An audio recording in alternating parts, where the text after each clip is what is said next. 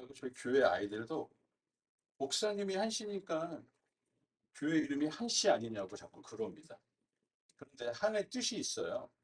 그 대한민국 할 때 그 한자가 나라 한자잖아요. 그 하나님의 나라라는 뜻이 있습니다. 그리고 이게 무슨 뜻이 있냐면 세상적으로 거품 빠진 날씬한 교회. 거품은 유교 사상, 이단 생각, 그다음에 하나가 더 있는데 잊어버렸어. 그리고 두 번째는 영적으로 주님의 임재 풍부한 교회. 주님이 찾으시는 주님께 소중한 교회, 주님이 찾으시는 그 한 교회입니다. 그래서 한 교회고요. 이렇게 핵심 가치가 우리 한국한 교회는 네 가지가 있잖아요. 저희는 세 가지밖에 없어요. 복음으로 행복한 가정을, 복음으로 건강한 아이들을, 복음으로 무제한 선교를. 세 가지 핵심 가치를 놓고 열심히 지금 12년 동안 달려가고 있습니다. 여러분, 오늘 우리가 읽은 이 본문의 말씀은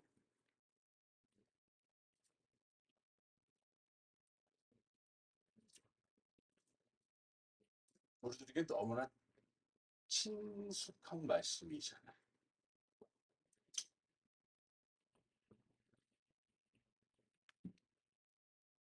그런데 왜 성령님이 저에게 이런 본문의 말씀을 전하라고 감동을 주셨을까? 잘하는 말씀이지만 다시 한번 되새기는 시간이 되었으면 좋겠습니다. 여러분 시브리서 9장 27절에 보면 한 번 죽는 것은 사람에게 정하신 것이요라는 말씀이 기록되어 있어요.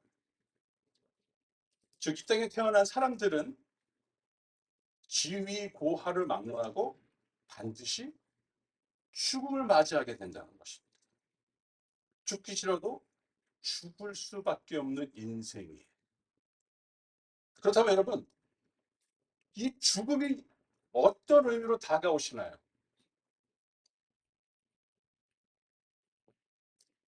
아마 모든 사람들에게 죽음은 두려움일 것입니다. 한 번도 경험해보지 못한 것이기 때문에 그렇습니다. 그런데 믿는 자들에게는 이 죽음이 좀 특별하게 다가올 거라고 저는 생각이 듭니다. 저와 여러분에게 죽음이란 새로운 삶이 시작하는 날이라고 할 수 있을 것 같아요. 물론 천국에서의 새로운 삶이겠지요. 또 다르게 이야기하면 그동안 이 땅에서 살던 각자의 인생을 평가받고 그에 따르는 상을 받는 날이라고도 할 수 있을 것 같습니다. 동의하시나요? 아마 대부분의 그리스도인들이라면 이런 날을 바라며 살고 있을 거라고 저는 생각이 들어요. 그래서 사랑이 많으신 하나님께서 큰 일을 벌이셨습니다. 오늘 본문의 말씀 다시 한번 읽어보겠습니다. 하나님이 세상을 이처럼 사랑하사 독생자를 주셨으니 그를 믿는 자마다 멸망하지 않고 영생을 하려 하시니라. 본문에서 저자는 하나님께서 이 세상을 이처럼 사랑하신다고 말하고 있어요. 여러분, 세상을 이처럼 사랑하시는 분이 누구라고 기록되어 있습니까? 하나님이죠. 여러분, 그 하나님이 이 우주 만물을 창조하신 전능하신 분이시라는 거예요. 그런데 그 전지전능하신 하나님께서 세상을 사랑하신다는 겁니다. 세상은 뭘까요? 인류 전체를 가리키는 것입니다. 그런데 또 하나는 사람 개개인을 가리키는 것이기도 해요. 즉 하나님께서는 우리 인간을 사랑하시는데 개인적으로 사랑하신다는 겁니다. 뭉뚱그려서 사랑하시는 것이 아니라 여러분 한 사람 한 사람을 하나님을 사랑하신다는 거예요.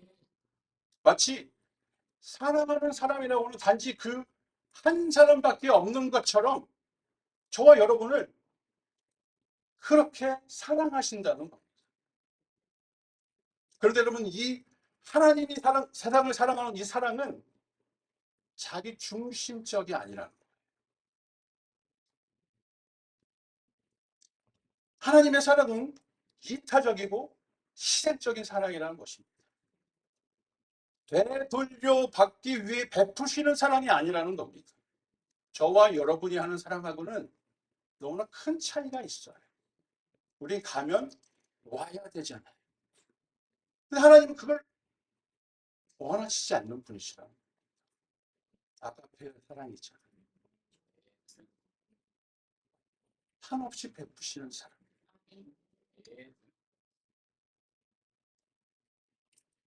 인간들은 하나님을 사랑하지도 않는데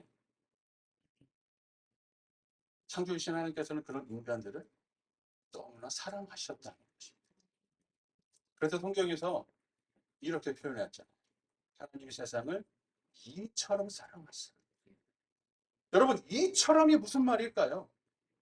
하나님이 세상을 이처럼 사랑하사 독생자를 주셨으니, 하나님이 저와 여러분을 사랑하시는데 하나밖에 없는 아들을 주실 만큼 사랑하셨다는 거예요. 여러분, 자식들이 다 있으시지요? 누군가를 위해서 내 자식을 죽일 수가 있습니다.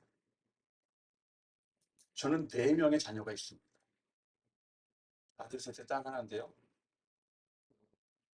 누군가를 위해서 아이들을 바치라면 저는 못할 것 같아요.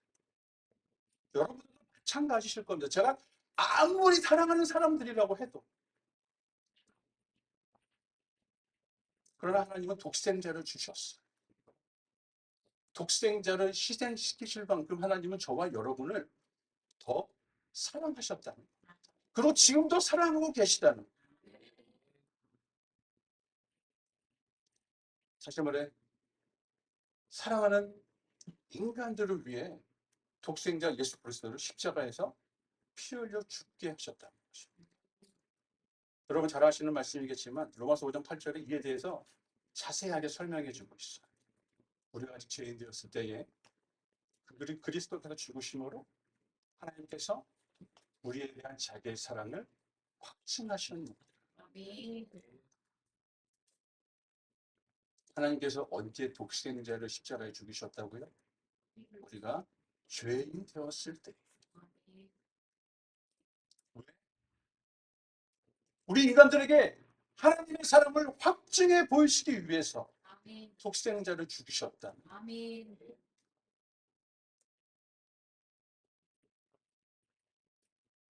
다시 말해, 하나님께서는 죄로 인해 당신과 사이가 멀어진 인간들을 그냥 내버려 두실 수가 없으셨다는 것이지.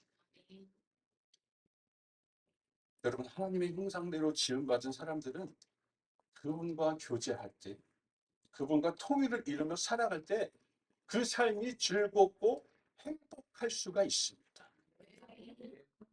하나님이 그렇게 만들어 놓으셨어요. 하나님 없이는 살 수 없게 만들어 놓은 게 저와 여러분이라는 겁니다. 그런데 어디서만 인간들이 그 하나님의 기쁜 뜻을 모른 채 자기의 소견대로만 살았다는 것이지요. 그 결과 하나님과 교제가 끊어지다 보니 인간들이 할 수 있는 것은 죄를 범하는 것밖에 없었다라는 것입니다. 바로 그때 하나님께서 죄인인 인간들을 위해서 예수를 십자가에서 죽이셨다는 것이죠. 우리 다시 한번 요한복음 3장 16절을 읽어볼까요? 하나님이 세상을 이처럼 사랑하사 독생자를 주셨으니 이는 그를 믿는 자마다 멸망하지 않고 영생을 얻게 하려 하심이라. 하나님께서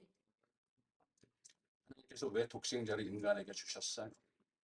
멸망하지 않고 영생을 얻게 하려 하십니다. 영생을 얻게 하시려고.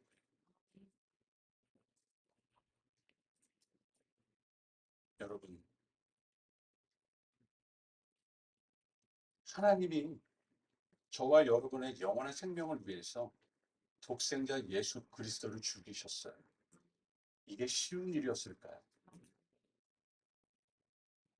절대로 쉬운 일이 아니었다는 거예요.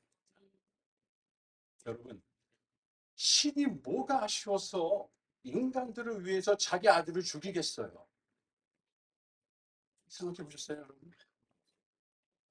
제가 만약에 하나님이면 내 아들을 죽이면서까지 인간들을 위해서 실행을 안 시킬 것 같아. 몫이니 뭐가 아쉬워요? 얘네들 없으면 또 만들면 돼요. 그렇죠? 근데 하나님은 그 아들을 죽이셨다는 거예요. 저와 여러분의 영원한 생명을 위해서. 왜? 하나입니다. 그렇죠. 저와 여러분을 너무너무 사랑하시니까. 하나님이 계시는 그곳에서 만나자고. 천국 어느 자리에는 저와 여러분이 있어야 하니까 아끼는 독생자 예수를 죽이셨다는 거예요.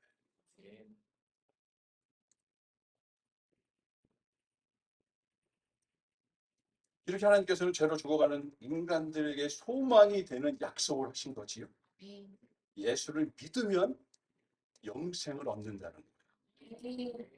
예수를 안 믿으면 멸망하는 거예요. 영생을 얻지 못한다는 겁니다. 이게 굉장히 심각하고 무서운 말씀이에요, 여러분. 예수를 믿으면 하나님 계신 그곳에서 영원한 생명을 얻어서 살 수 있지만 예수를 믿지 않으면 망한다는 거예요. 육신의 죽음을 이야기하는 게 아닙니다. 하나님과 멀어진다는 거예요. 다시는 돌이킬 수 없다는 겁니다. 이런 말은 잘 안 하고 싶은데 지옥 간다는 거지. 근데 하나님이 모든 사람들에게 똑같이 기회를 주셨어요. 예수를 믿으면 멸망치 않고 영생을 얻게 해주신다. 그 말씀을 믿기 때문에 우리가 여기 와서 있는 건 아니겠습니까?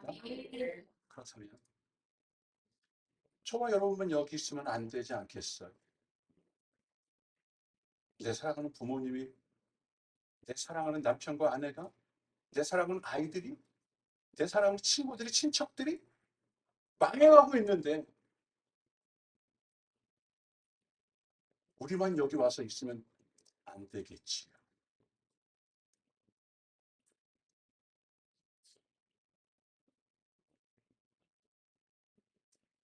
하지만 멸망받는다는 말, 우리와는 상관없는 이야기예요. 아닌가요? 이런 일은 그리스도 밖에 있는 자들에게만 일어날 상황이라는 것이지. 그런데 여러분, 제가 정말 여러분들과 나누고 싶은 얘기는 지금부터. 과연 그럴까요? 여러분 정말로 예수 그리스도는 나의 구세주로 믿으십니까? 아멘. 내가 예수 그리스도를 믿는다는 걸 무엇으로 증명하실 수 있어요? 어떻게 증명하실 거예요? 내가 예수 믿는 사람입니다. 어떻게 증명하실 겁니까? 마태복음 7장에 보면 예수님이 열매로 알 수 있다고 그러셨어요. 성경책이 있으시니까 한번 찾아볼까요? 마태복음 7장 21절로 함께 찾아보겠습니다. 신약성경 마태복음 7장 21절을 함께 찾아보겠습니다. 성경책 찾는 걸 좋아해서 PPT는 제가 준비를 못했어요. 찾아서 같이 읽어볼까요? 나더러 주여 주여 하는 자마다 다 천국에 들어갈 것이 아니요 다만 하늘에 계신 내 아버지 뜻대로 행하는 자라야 들어가리라. 그 위에 19절도 읽어볼게요. 아름다운 열매를 맺지 아니하는 나무마다 찍혀 불에 던져지리라. 아멘. 아멘이신가요? 아멘. 입으로만 나불대는 자는 예수 믿는 자가 아니라는 거예요. 삶에서 내가 예수의 사람임을 나타내야 된다는 겁니다. 그렇지 않으면 찍혀서 불에 던져진대. 여러분, 우리가 예수 믿는 걸 너무 쉽게 생각하거든요. 굉장히 어려운 겁니다. 굉장히 힘들고요. 결코 쉬운 게 아니에요, 여러분. 그렇게 쉬운 거였으면 예수님이 십자가에서 돌아가시지 않았을 거예요. 내가 예수를 믿을 거면 제대로 결단하고 믿어야 됩니다.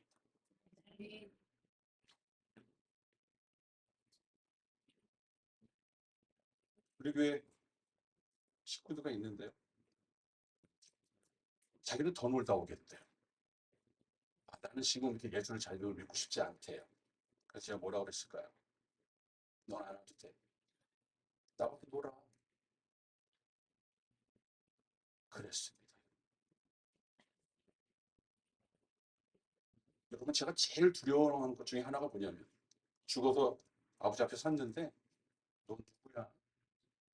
이러실까봐 제가 제일 두려워요.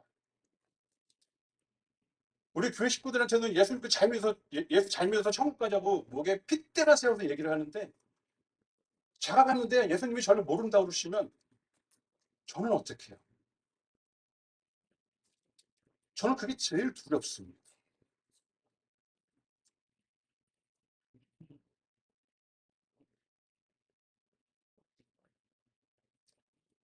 여러분은 어떠신가요? 야고보서 2장 17절에 보면 행함이 없는 믿음은 그 자체가 죽은 것이라고 기록되어 있어요. 삶에서 내가 예수 믿는 삶을 증명해내지 못하면 그건 예수를 믿는 게 아니에요.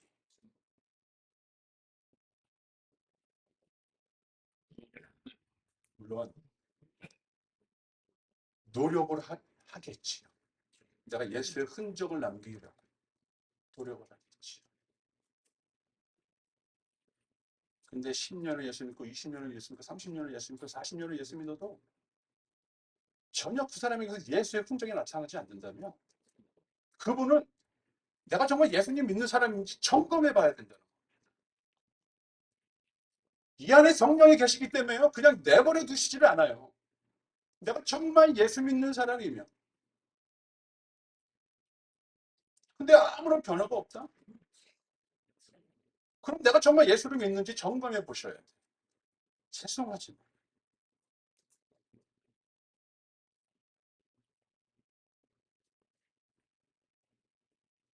고린도후서 5장 17절에 이런 말씀이 있어요. 그래도 누구든지 그리스도 안에 있으면 새로운 피조물이라. 이전 것은 지나갔으니 보라 새 것이 되었다. 예수 십자가의 보혈의 그 은혜를 믿으면 우리가 더 이상 옛날 사람이 아니라는 거예요. 예수의 보혈로 새로운 사람으로 변화됐다는 겁니다. 그러면 저와 여러분의 삶도 변화돼야 된다는 거예요. 구습들이 다 사라져야 된다는 겁니다. 그 구습들을 다 도려내기 위해 매일매일 몸부림을 쳐야 된다는 거예요. 여러분. 가정에서 그렇게 살고 계신가요?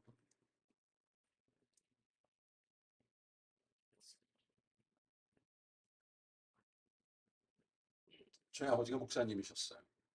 친정이 목사님인데요. 제가 둘째로 태어나서 남보롭지 않게 차별 대우를 받으면서 살았습니다. 지금 아버지 돌아가셨는데 지금도 가면 엄마도 형만 좋아해요. 형한테 굳은 일을 안 시키는데 저만 나왔다고 전화하면 전기가 안 된다. 그렇지 않아. 형한테도 얘기하시죠. 형은 바빠서 안 돼. 저희 아버지는 성령님이 죽으라면 죽는 신임까지 하신 분이었어. 하지만 가정에서는 빵점 아버지였습니다. 엄청 무서웠고요. 국민학교 3학년 때 강목으로 맞아갖고 이렇게 터졌어요. 제가. 공부 안 한다고 맞았습니다. 국민학교 3학년이 무슨 공부를 해요?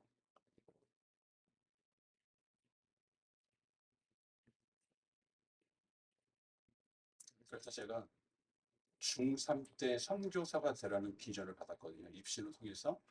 그때부터 어떻게 되는지 아십니까? 완전 삐뚤어지기 시작했습니다. 원래 사명을 받으면 더 잘 믿어야 되잖아요. 저는 싫었습니다. 전혀 본이 되지 않는 아버지 밑에서 자랐기 때문에 목사가 뭐 저러냐고 싫었어요. 근데 여러분 제가 목사가 되니까 우리 큰애가 목사가 왜 저래? 올해 초에 우리 3번하고 2번하고 4번이 집에 있었는데 물어봤습니다. 제 4번 이름이 온유인데 온유야 너가 봤을 때 아빠가 예수 믿는 사람 같아? 뭐랬는지 아세요? 저는 한다고 했는데 우리 4번의 눈에는 제가 예수 믿는 사람으로 안 보였어요. 그래서 또다시 물었습니다. 그러면 그럼 아빠가 예수 안 믿는 사람 같아? 그것도 아니야. 마음에 안 든다는 거죠. 예수 믿는 사람처럼 보이고 싶으면 자기한테 더 자랑하는 거지. 제가 잘 못 살아서 저희 1번, 2번은 아직까지 믿음이 확고하지 않습니다. 아빠가 엄마가 목회를 하니까 그냥 나와줘요. 그래서 항상 제 기도 제목이 제가 축구 안 해가지고도 우리 4명의 아이들이 하나님 배신하지 않고 천국에 오게 해달라고 기도합니다. 지금까지도 그 쓴뿌리를 거두고 있어. 제가 잘 못 살아서.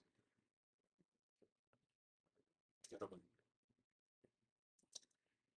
내가 정말 예수의 사람이라면 나이 못된 먹은 성품들을 다 버려야 합니다. 하나님한테 항복해야 돼요. 스티븐 맥바이라는 분이 이런 말을 했습니다. 나의 의식, 나의 마음, 나의 감정, 나의 몸, 나의 계획, 나의 꿈, 습관, 문제, 관계, 나의 물질 등을 다 포기해야 된다. 그리고 하나님 앞에서 항복해야 된다. 그래야 우리가 예수의 흔적을 남길 수 있다는 겁니다. 근데 여전히 저와 여러분의 자아가 살아있다. 특별히 제가 지금 나열한 것들 중에 여러분들 제일 안 되는 게 뭘까요? 공통적으로 물질일 거예요.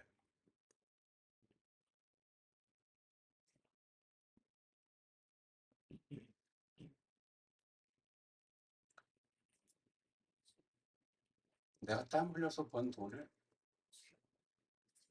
누군가에게 흘려보낸다는 건 결코 쉬운 일이 아닙니다. 하나님께 봉헌한다는 건 쉽지 않아요. 근데 여러분 그 물질이 누구에게서 오는 겁니까? 그걸 알면 하나님한테 봉헌을 안 할 수가 없어요. 물질이 필요한 사람들에게 안 흘려보낼 수가 없습니다. 여러분 제 자랑 같아서 좀 그런데 저희 아내를 보셨지요? 제가 12년 전에 교회를 시작했을 때 2달치 렌트비를 갖고 그 지금 있는 교회로 이사를 갔어요. 먹고 살기 없었습니다. 쌀이 떨어졌고요. 김치가 떨어졌고요. 아이들이 돈이 없어서 졸업여행을 못 갔어요. 근데 한국에도 누군가가 아내에게 3천만 원을 보내줬어요. 근데 아내가 이건 하나님의 테스트구나. 그래서 한국에 있는 개척교회에다 그 돈을 보냈대요.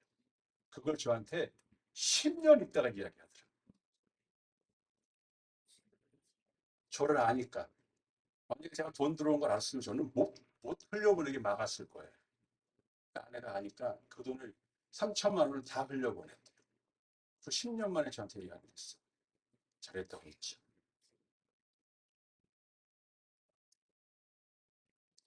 3년 전에 성령님이 저에게 뭐라고 말씀하셨냐면 너네 물질 보내면 다 끝난다고 말씀하셨어요. 여러분 저 돈 굉장히 좋아하는 사람. 근데 있으면 딴짓할까봐 저한테는 잘 안 주시고 아내에게만 주시고 얻어쓰게 하세요. 여러분 마태복음에 보면 예수께서 너희를 위하여 보물을 하늘에 쌓아두라고 말씀하셨어요. 내 보물 있는 곳에 내 마음도 있다고 하셨습니다. 여러분 보물은 돈이 있는 사람이 하는 게 아니에요. 믿음이 있는 사람이 하는 겁니다. 마음이 있는 사람이 하나님께 드릴 수 있고요. 어려운 사람들에게 보내줄 수가 있는 거예요. 우리 교회에 돈 많으신 분들이 없어요. 근데 8년 동안 큰애의 찻값을 내주신 분이 계세요. 그분은 남편과 같이 버신 분이에요. 2천만 원이 넘는 돈을 찻값을 8년 동안 할부로 부어주셨어요.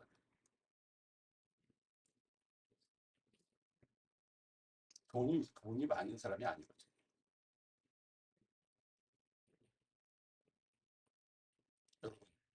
그거 아시죠? 하나님은 공짜가 없으십니다. 하나님은 우리가 한 것보다 훨씬 많이 주시는 분. 30배, 60배 다음에 100배잖아요. 원래는 30배, 60배 다음에 뭐예요? 90배지요? 30배, 60배, 100배예요. 예수님의 비즈니스가 그렇다는 겁니다.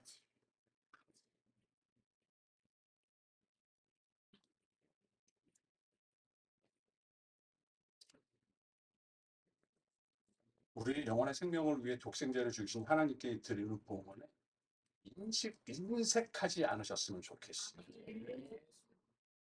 여러분, 예수의 흔적을 남기고 싶으신가요? 다시 한번 물어볼게요. 예수의 흔적을 남기고 싶으신가요? 그런데 왜 안 될까요? 왜 말씀대로 살지 못하고 물질을 손에 움켜쥐고 들이지 못할까요? 죄송해요. 제가 약간 심한 말 좀 하겠습니다. 죄송해요. 어르신들 계신데 우리가 못돼 처먹었기 때문에.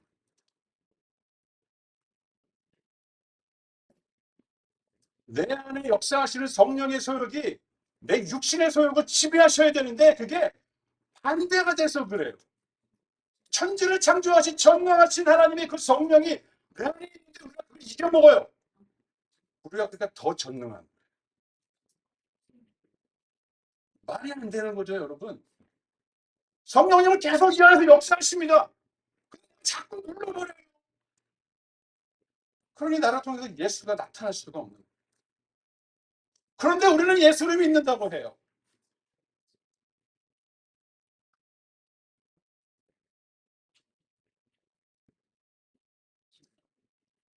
저번 주에 우리 엔딩 파티 했잖아요.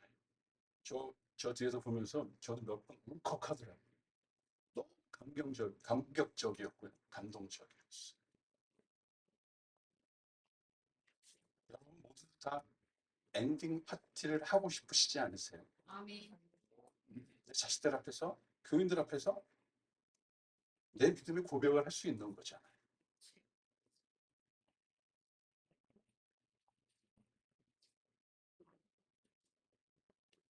주님 오시는 그날에 어린 양의 혼인잔치에 참여하고 싶으시지 않으신가요? 천국에서 새로운 삶을 시작하고 싶으시잖아요. 그렇다면 이제 결단하시기 바랍니다. 나는 연약한 피조물에 불과하다는 거예요. 나는 결코 주인이 될 수 없다는 겁니다. 내가 내 인생을 끌고 갈 수 없다는 겁니다. 나의 주인 되신 성령님께 순종하시기를 바랍니다. 그래서 우리의 새로운 삶의 시작을 위해 십자가에서 죽으신 그 예수 그리스도의 희생이 헛되지 않았으면 좋겠습니다. 한 주간도 성령의 지배를 받으며 예수의 흔적을 남기시는 저와 여러분들이 되시기를 예수님의 이름으로 축복합니다. 들으신 말씀을 생각하면서 잠깐 찬양하겠습니다.